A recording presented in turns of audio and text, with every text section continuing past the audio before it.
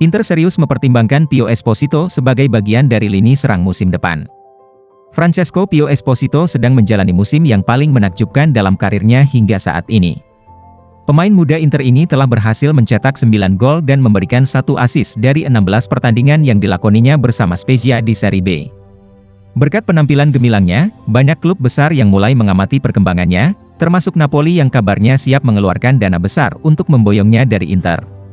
Namun, menurut laporan dari Pasqual Guarro, Inter tidak berniat untuk melepas pemain berbakat ini. Manajemen klub saat ini sedang mempertimbangkan untuk menjadikannya bagian integral dari skuad Simone Inzaghi di musim depan. Skenario terburuk bagi Esposito adalah kemungkinan dipinjamkan ke klub menengah di Serie A untuk melanjutkan karirnya di musim yang akan datang.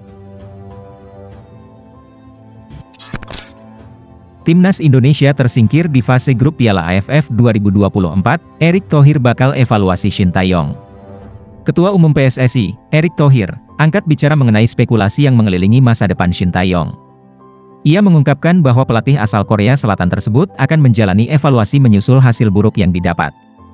Timnas Indonesia harus mengakhiri langkah mereka di Piala AFF 2024 setelah tersingkir di fase grup, di mana mereka mengalami kekalahan tipis 1-0 dari Filipina kemarin. Kekalahan ini membuat posisi Shin Tae-yong semakin terjepit. Banyak pihak mulai mendesak agar PSSI mengambil tindakan tegas dengan memecat pelatih tersebut akibat hasil yang mengecewakan ini. Erick Thohir menegaskan bahwa Shin Tae-yong akan dievaluasi oleh PSSI, mengingat ia tidak berhasil memenuhi target yang telah ditetapkan untuk Piala AFF 2024. Targetnya adalah Timnas Indonesia bisa melaju ke semifinal Piala AFF 2024, meskipun dengan pemain-pemain muda, tambah Erick Thohir. Atletico Madrid menang 12 kali beruntun, Barcelona jadi korban terkini menyusul gol telat Alexander Sorloth. Meskipun sempat tertinggal lebih dulu dari Barcelona, Atletico Madrid berhasil membalikan keadaan di masa injury time babak kedua. Dalam lanjutan La Liga yang berlangsung di Estadi Luis Companys semalam, tim tuan rumah membuka keunggulan lewat gol Pedri pada menit ke-30. Namun, Rodrigo de Paul berhasil menyamakan kedudukan di menit ke-60. Pemain pengganti, Alexander Sorloth, kemudian menjadi mimpi buruk bagi tuan rumah setelah mencetak gol yang memperdaya kiper Inaki Pena di masa injury time, sekaligus memastikan 3 poin dibawa pulang ke ibu kota.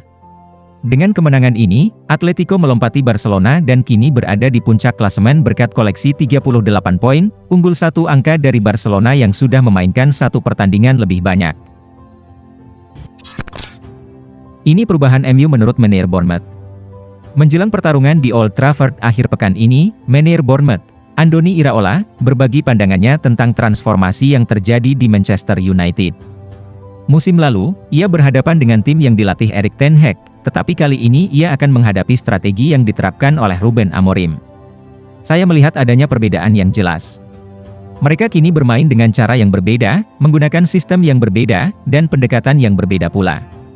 Mereka lebih mampu mengendalikan jalannya pertandingan, ungkapnya, merujuk pada formasi 3 back yang kini diterapkan oleh MU.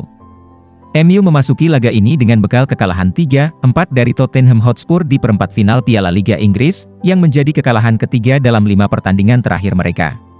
Walaupun MU harus menelan kekalahan dari Spurs, Iraola tetap mengamati bahwa permainan Bruno Fernandes dan kawan-kawan menunjukkan peningkatan dalam hal penguasaan pertandingan. Sepertinya mereka layak mendapatkan hasil yang lebih baik.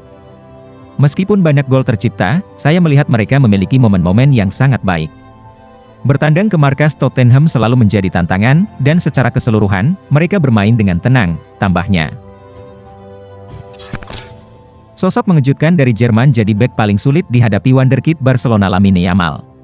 Winger muda Barcelona dan timnas Spanyol, Lamine Yamal, baru-baru ini mengungkapkan sosok lawan paling menantang yang pernah ia hadapi dalam perjalanan karirnya. Di usianya yang masih belia, 17 tahun, Yamal sudah berhadapan dengan sejumlah bek top di kompetisi bergengsi seperti Euro 2024, Liga Champions, dan La Liga. Dalam laga perempat final melawan Jerman, ia merasakan tantangan terberatnya, terutama saat berhadapan dengan ketangguhan David Raum.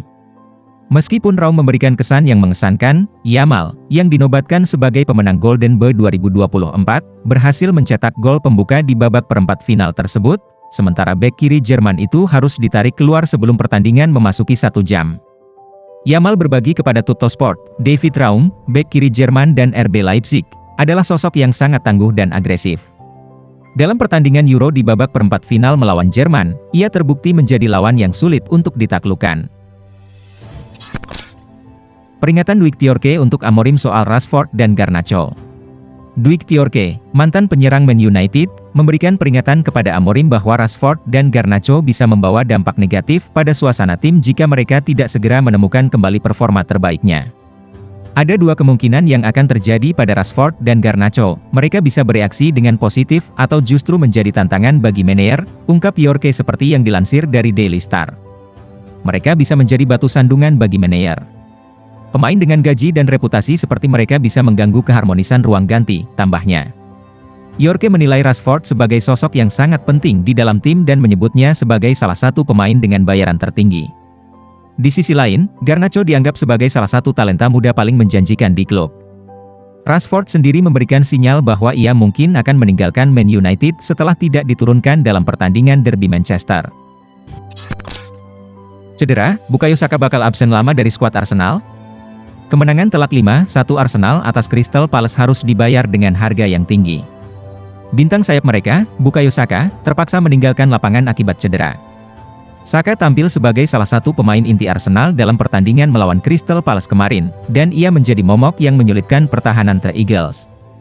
Namun, di tengah babak pertama, Saka harus ditarik keluar dari lapangan. Ia mengalami cedera yang membuatnya tak bisa melanjutkan permainan. Menurut laporan dari Romano, ada kemungkinan Saka mengalami cedera pada otot hamstringnya. Saat meninggalkan lapangan, Saka terlihat memegangi pahanya dan meraba area otot hamstringnya sambil berjalan dengan kesakitan. Hal ini menimbulkan kecurigaan bahwa ia mengalami cedera serius di bagian tersebut. Morgan Rogers, mantan pemain Man City yang kini paling bikin stres Pep Guardiola. Manajer Manchester City, Pep Guardiola, sangat terkesan dengan penampilan gemilang bintang Aston Villa saat timnya mengalami kekalahan 2-1 di Villa Park.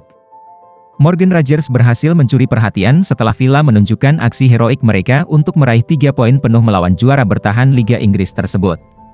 Mantan pemain Man City ini benar-benar menunjukkan kualitasnya dengan memberikan assist untuk gol pembuka yang dicetak oleh John Duran, sebelum mencetak gol kedua yang sangat mengesankan bagi Villa. Rogers tampil tak terhentikan, seringkali menerobos lini tengah dan menembus pertahanan City yang terlihat rapuh. Guardiola, yang sebelumnya pernah memiliki Rogers dalam skuadnya, tentu sangat mengenal bakat luar biasa yang dimiliki pemain berusia 22 tahun itu. Setelah pertandingan, pelatih asal Spanyol ini mengungkapkan bahwa ia akan sangat senang memiliki sosok seperti Rogers di timnya saat ini, meskipun ia menegaskan bahwa waktu yang tepat tidak ada saat Rogers berada di klub. Ketika ditanya apakah ia menyesal telah melepas Rogers, Guardiola menjawab, "Tahukah Anda apa yang terjadi dengan beberapa pemain? Itu adalah tim yang memenangkan treble. Terkadang, itu semua tentang waktu yang tepat atau kesempatan yang tepat untuk memberikan peluang." Tentu saja, semua orang tahu betapa hebatnya Morgan. Ruben Amorim datangkan pemain komplit ke MU. Manchester United, MU, menunjukkan ketertarikan untuk merekrut bek Everton, Jarrad Brandwaite, di tengah persaingan dari Liverpool dan Manchester City. Pada jendela transfer musim panas lalu, MU sempat mengincar Brandwaite sebagai salah satu target utama untuk memperkuat lini belakang. Namun, kesepakatan tidak terwujud karena harga yang dinilai terlalu tinggi. Akhirnya, Setan Merah berhasil mendatangkan Yoro dan De Ligt dengan total biaya sekitar 93 juta pound, menurut Transfermarkt. Meskipun begitu, nama Brandwaite masih terus dikaitkan dengan kemungkinan pindah ke Old Trafford. MU berencana untuk mengajukan tawaran yang lebih menarik pada musim panas mendatang, terutama jika beberapa bek tengah memutuskan untuk pergi. Kehadiran Brandwaite di skuad akan menambah daya saing di lini belakang MU. Saat ini, mereka menghadapi tantangan cedera dan ketidakpastian mengenai masa depan beberapa pemain senior. Dengan adanya Brandwaite, pelatih Ruben Amorim akan memiliki lebih banyak pilihan, yang memungkinkan rotasi pemain yang lebih baik dan mengurangi risiko cedera pada pemain kunci. Marc Guiu si pantang menyerah. Marc Guiu mencetak hat-trick yang mengesankan saat Chelsea mengalahkan Shamrock Rovers. Manajer Enzo Maresca memberikan pujian atas semangat juang striker muda tersebut.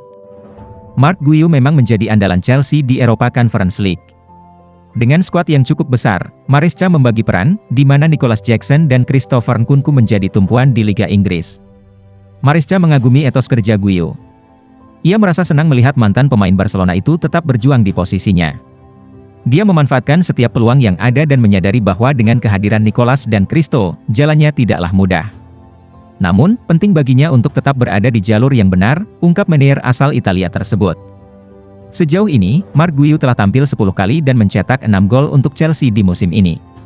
Dari total penampilannya, 6 diantaranya terjadi di Eropa Conference League, 2 kali di fase playoff, 1 kali di Liga Inggris, dan 1 kali di Piala Liga Inggris.